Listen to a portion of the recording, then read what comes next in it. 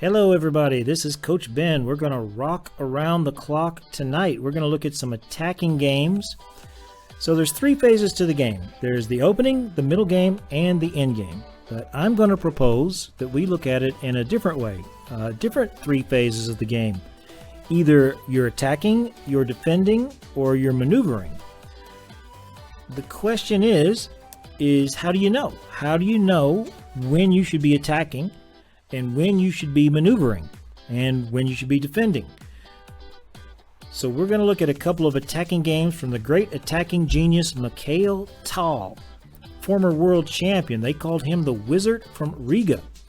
And he's playing a simultaneous exhibition against a guy named Arthur Feurenstein. Just so you know, Feurenstein is not the monster, only the doctor is named Feurenstein. So let's get that straight.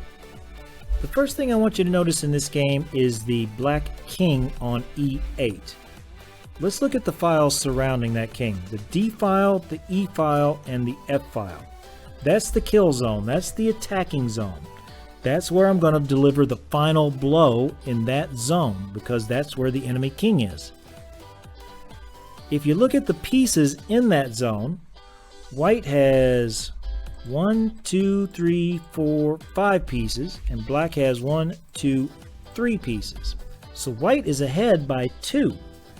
Now I see people like to count material like pawn's worth 1, knight's worth 3, but the way you should really count is if you have more lumps attacking than he has defending. And white has 5 lumps attacking, black has 3 lumps defending. And that's a good signpost that means white should be looking to play for an attack.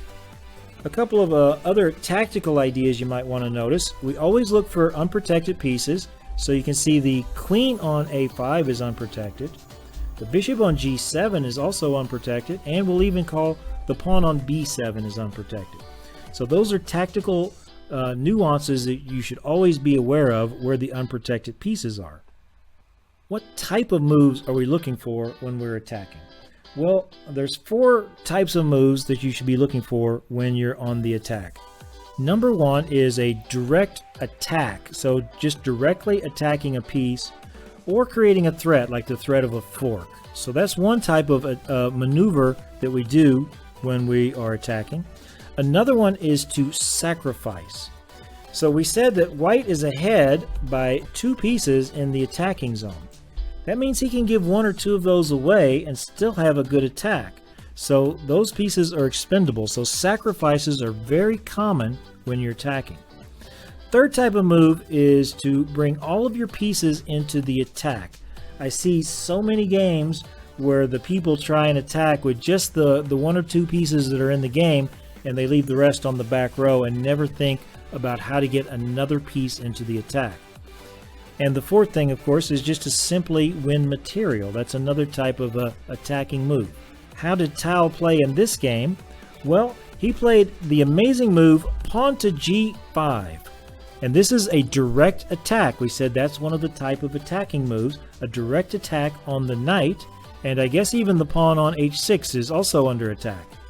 So black captured on G5 and white took back. And black decided to take the rook on H1. Well, one of the tactics in our tactics toolbox is called Zwischenzug. Zwischenzug means in-between move.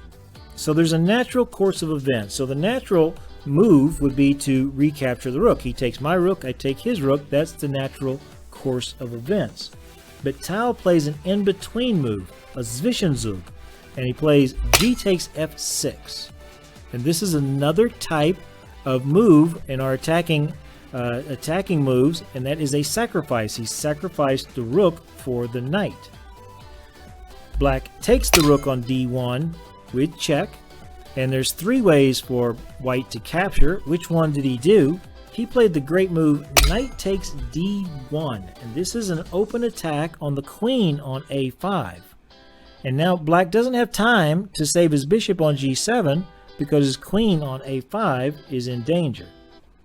So black plays queen takes D2, and now another Zwischenzug, F takes G7, with a threat of pawn to G8 checkmate.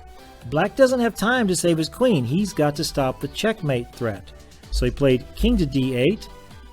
White promoted to a queen. The king went to c7. And yet another type of move in our tactics toolbox is called desperado. A desperado is like a bank robber. He's like a guy that's got like nothing to lose, right? So the queen's going to be captured. So if I take his queen, if white takes the black queen, then black will take the white queen. So the queen's going to die anyway. So if you're going to die, you might as well take somebody with you. So he played the desperado move. Queen takes c8 check. King takes c8. And now he picks up the queen. The dust has settled and white is ahead by 2 pieces. Black resigned here. So let's just do a quick review of what we've learned so far. And that is one of the signposts of when you want to attack is when you have more pieces in the attacking zone than the other guy has defending. The 4 types of moves that you're looking to play when you're attacking is to make a direct attack or a threat, to sacrifice a piece, to bring another piece into the attack, or to win material.